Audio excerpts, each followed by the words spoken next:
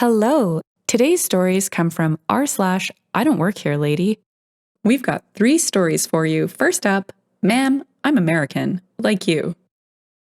Alright, so if you look at my profile, you'll see we bought the boat of our dreams during this whole crazy experience the world has been going through. With restrictions and cases finally dropping to a level that isn't absolutely bonkers, we decided to go on our first long-distance journey, leaving from the east coast of America and heading for the west coast. We're planning to be gone for about 90 days. This morning, we awoke in gorgeous San Marino, Mexico, and everything I remember from my youth about that San Citro sun was just the beginning to this stunning place. I quickly hit the galley and made some Italian-inspired breakfast burritos, using this lovely habanero marinara sauce my partner found on our journeys. Some chicken, pepperoni, eggs, and onions. Using 3 burrito-sized tortillas, I was able to fashion this monster together as I grab a fresh beer to start the day, as we're docked here until tomorrow. Woo! I tell you about my delicious breakfast burrito because it is a main character in our story today. I stumble up to the main deck with my goodies and our pups in tow. They've got a good 30-foot by 20-foot patch of turf to do their business up here.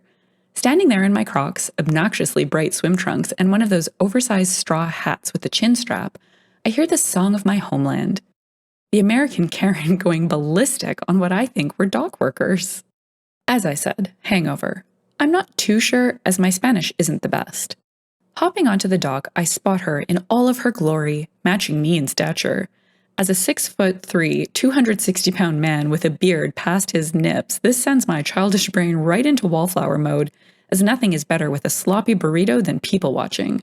Karen's screaming at the 2 men on the dock about a boat. Not mine, but one clearly privately owned and not some kind of rental. Karen's demanding they provide the ship to her for the day and is swinging around a fistful of bills. Our Mexican friends are doing their best to communicate to her that they have nothing to do with the boat. Again, I'm assuming as she's screaming and stomping as she gestures towards it, and that they're awkwardly shrugging and attempting to avoid her. Then it happens. I've been spotted. I attempt to slink back under deck, but alas, as I turn around to seal the cabin, I see the final boss Karen making a beeline for me with what can only be described as the "I'm going to get the manager to do what I say" expression. Having 2 very large and protective dogs, I bite the bullet and step back onto the deck. "Sir, why don't your workers speak English? How are they supposed to do their job if they don't speak English?" After a stunned pause, I respond with, "Well, ma'am, we're in Mexico. The primary language here is Spanish. Also, they're not my workers, as I don't work here. Please get off my boat." Going from 0 to 100, Karen launches into a tirade about how it's BS and they need to speak English and I need to get that random person's boat ready for her before her husband arrives with their kids. Add in plenty more racism. Finally cutting her off, I yell, "Hey, Karen, I do not work here, or even in this country. Kindly get the F off my boat." As I'm saying the word boat, Karen shoved me. No words, just a full-on shove. I did end up going overboard, but the sight I saw on the dock when I came back to dry land was glorious. You see, in my journey over the starboard bow of my boat, I did manage to throw the about 70% of burrito I still had in my hand that is stuffed full of habanero sauce at Karen, hitting her in the neck. Apparently it exploded everywhere, and Karen was covered from her cheeks to her midsection, even seeping through the bikini top she was wearing. Surprisingly, after she was done screaming about the heat, she simply sat down and started crying. I'm back below deck now with a fresh burrito and another beer. Wonder if I'm going to go for another swim when her husband shows up. Our Mexican friends did manage to hightail it while Karen was all peppered up, though.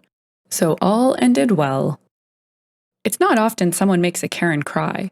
This guy is a hero as far as I'm concerned. I'm picturing Karen sitting cross-legged like a child having a tantrum on the dock, but with burrito guts spewed all over her. An ugly yet satisfying sight to behold, no doubt. Now for our second story, I am still laughing. First, I was just a witness. Second, no Karens were involved, I think. Setting is a local pet store in the cat food aisle. A very tall, 6'6", 6'8" young, flamboyantly dressed black man walking down the aisle with his male companion. They were passing by a very petite, older Hispanic woman who rattled something off in Spanish, like machine gun fire at him, while pointing up to the top shelf. I swear it looked like a setup for a sitcom, and I was not disappointed. The man turns to his companion and says, I don't know what she wants. Do I lift her up and let her choose or just start handing crap down to her? I lost it. I mean, almost peed my pants, lost it. They heard me. Everyone was just staring at me as I tried to compose myself. Then I heard the companion say, just start handing her crap. There are witnesses. An I don't work here lady classic. The crime? Being too tall in a store. Sentence? Accosted by old and young ladies alike, asking you to reach and or grab things. And now, for our final story, lady mistakes my parents as employees and stomps on mom's service dog's tail. Well, I never thought I would see them, but here we go.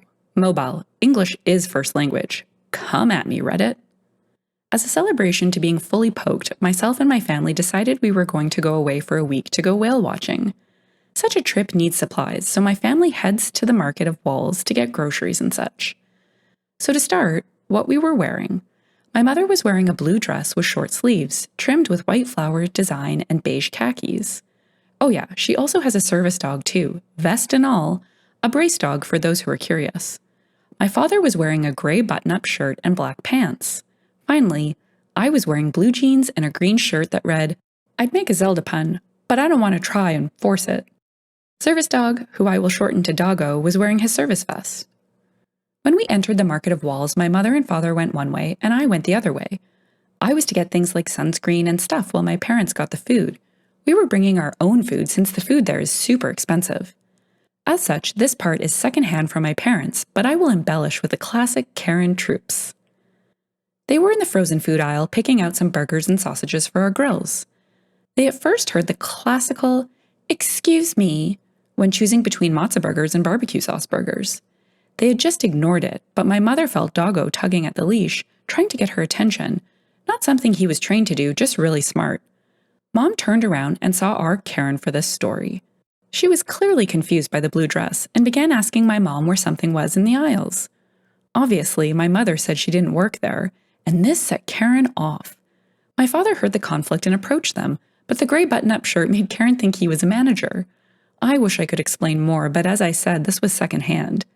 At this point, Karen must have stepped on Doggo's tail because as I was heading back to find my parents, I heard poor Doggo yelp loudly, which is out of character for him, and I took off running. I arrived to the scene with my mother trying to comfort Doggo, his tail slightly red from blood, and my mother tending to it, my father arguing with Karen, and an employee wearing a blue shirt, black pants, and an apron coming up. Employee is trying to figure out what is going on, and Karen is going on about how disrespectful my mother and the manager are being. The employee is trying to explain the whole concept of us being customers, but Karen wasn't listening.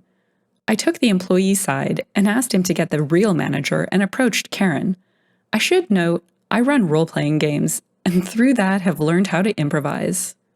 What's going on here? Karen looks to me. Who are you? I'm the manager. What are you doing here? My father gave me a confused look and went to say something, but I stopped him. Karen looked me over, my cheesy t-shirt and all, and scoffed. You're not the manager, you're just some kid. I'm 29. So I say, okay, then what about my parents is telling you they work here? Karen stopped and looked at my parents, and you can see gears turning in her head. My father saw I had things under control, and he went to help my mother, who doesn't work well under stress. Okay, now that you're listening, what happened to Doggo? Karen stuttered. I don't know. That better be true. Doggo is a trained service dog and is worth probably more than what you make in a year. I need to... No, you are staying right here till the manager gets here. Doggo is hurt, and I want to know why. Karen must have been intimidated into staying, which is a surprise to me, which will be explained later. Eventually, the manager arrives. 10 minutes later, guess the situation wasn't urgent enough, along with a pair of police officers who must have been called by someone.